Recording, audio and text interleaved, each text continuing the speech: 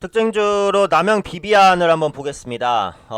최근에 이제 차트 흐름이 좀 심상치 않게 진행이 됐었던 약간 이제 좀 세력 개입에 의심이 되는 그런 흐름들을 보였었던 남영 비비안인데요. 오늘 10대 1 액면 분할 이슈가 있었습니다.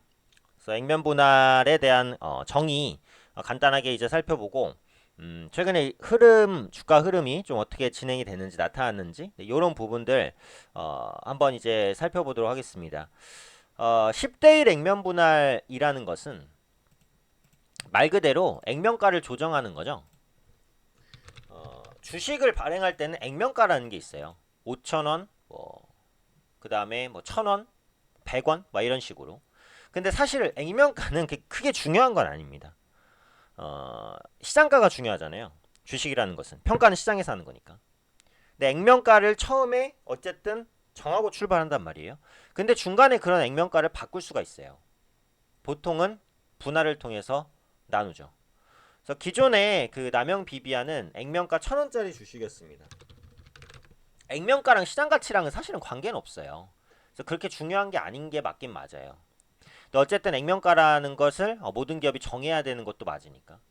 그래서 액면가를 1,000원에서 100원으로 나누기로 했습니다. 그러면은 어때요? 10분의 1로 나눠지는 거잖아요. 그럼 기존의 주식 수는 어떻게 될까요? 10배가 되겠죠. 간단한 표현으로 한 판의 피자를 10조각으로 나눴었는데 그걸 100조각으로 나눈다. 그럼 주식 수, 그러니까 피자 수는 10배가 늘어나죠. 피자 조각 수는 10조각에서 100조각이 됐으니까. 하지만 한 판의 피자의 가치는 어때요? 네, 변함은 없죠. 그렇죠. 그러니까 액면 분할한다고 주가가 올라갈 이유는 사실 없는 거예요. 기업에 대해서 변하는 내용은 없으니까. 좀 더 정확히 보면은 기존의 발행 주식 총수가 686만 7,945주였습니다. 여기서 10대 1 액면 분할로 6,867만 9,450주가 됩니다. 이렇게 변해요. 그래서 수치를 보시면 아시겠지만 정확하게 10배가 늘어나는 건 아닙니다. 약간은 변동이 있어요. 근데 어쨌든 10대 1로 액면 분할이 되는 것이다 라고 보시면 되겠습니다. 근데 액면이 바뀐다고 기업 가치가 변하는 건 아니에요. 참고사항으로 이제 혹시 남영 비비안에 대한 매매를 하신다라고 하면은 이게 이제 액면 분할이 바로 되는 게 아니라 거래 정지 기간을 거친 다음에 됩니다. 그래서 내년 2월 3일부터 5일까지 거래가 정지돼요. 그러니까 이 부분은 이제 감안을 하시고 보실 필요가 있죠. 물론 이걸 내년까지 기억하시긴 어렵겠지만 만약에 투자자 분들이시라면 그렇다는 거예요. 그래서 근데 액면 분할의 의미를 보면은 보통 이제 이런 부분이 있어요. 거래가 조금 더 활성화될 수 있다. 그건 맞죠. 그렇죠. 액면 분할이 된다는 거는 주가를 낮추겠다는 거예요. 주식수를 늘려서. 그러니까 이론적으로 보면 지금 남양비비안이 2만원대 주식인데 대충 어떻게 될 거라고 예상할 수 있죠? 10대 1 액면 분할로 주당 2,000원 정도가 되겠구나. 보통 개인 투자자분들이 매매를 하실 때 만 단위에 있는 종목보다는 천 단위 종목을 많이 합니다. 천 단위 종목군들이 변동성도 더 크고 단순히 또 주식을 또 많이 살 수 있기도 하고요. 그렇죠? 물론 1,000원짜리 10주나 만원짜리 한 주나 똑같아요. 똑같이 이제 만원어치 보유를 하고 있는 거지만 어쨌든 저가 주식의 변동성이 더 크고 개인 투자자들이 아무래도 저가 종목을 좋아하잖아요. 그래서 2만원대 주식이 2,000원대가 되면 움직임이 조금 더 활발해질 수 있겠다. 그런 기대감, 이런 부분들로 무상증자라든지 아니면 액면 분할이라든지 이런 방식으로 보통 호재가 됩니다. 그래서 무상증자는 액면가를 건드리지 않고 무료로 주식을 주는 거고, 액면 분할은 주식 수가 늘어나는 건 똑같지만 말 그대로 액면을 나누는 건데 효과는 어차피 비슷해요. 어쨌든 주식 수가 늘어난다는 거잖아요. 그러니까 무상증자나 액면 분할이나 사실상 개념상의 차이는 그렇게 크게는 없습니다. 둘 다 기업 가치가 변하지 않는 것도 똑같고요.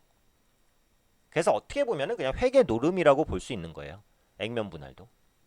하지만 주가가 낮아지면서 거래가 활성화될 수 있다는 기대감이 부각되면서 이런 것들이 주가 상승으로 연결된다.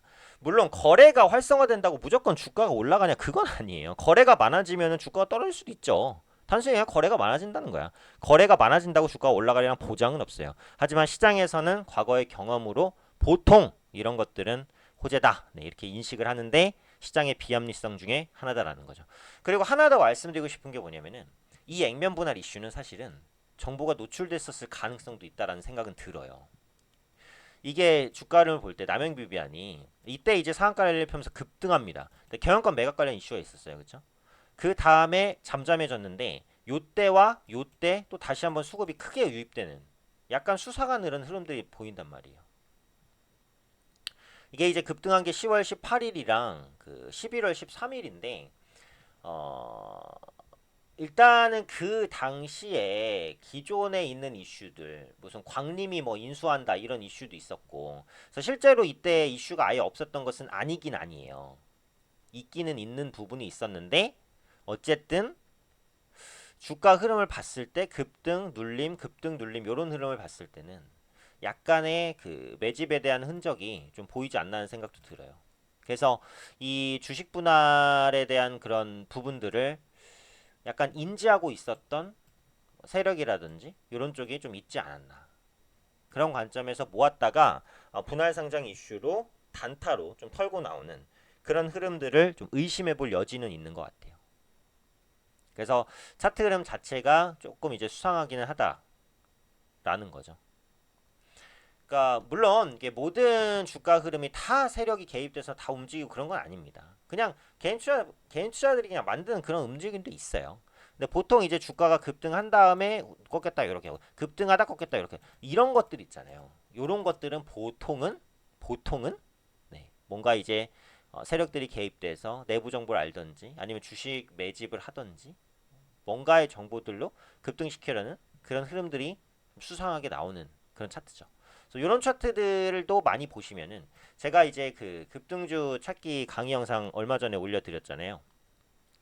거기 보시면은 제가 말씀드린 게 이제 차트를 많이 봐라. 네, 많이 보고 급등한 차트의 급등전 흐름을 봐라. 요거였어요.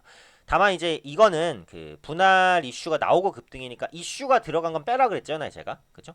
이슈가 들어갔으니까 이런 차트는 이제 오늘 관점에서는 빼고 보는 게 맞지만은 이슈가 없다는 가정으로 이런 흐름들이 나타나는 것은 그 전의 흐름이 어땠는지를 파악하는 것이 투자에 굉장히 도움이 된다라는 말씀드렸죠. 그래서 오늘은 어, 남영비비안 이제 분할 액면 분할 이슈가 있어서 액면 분할에 대한 의미 좀 간단히 말씀드렸습니다.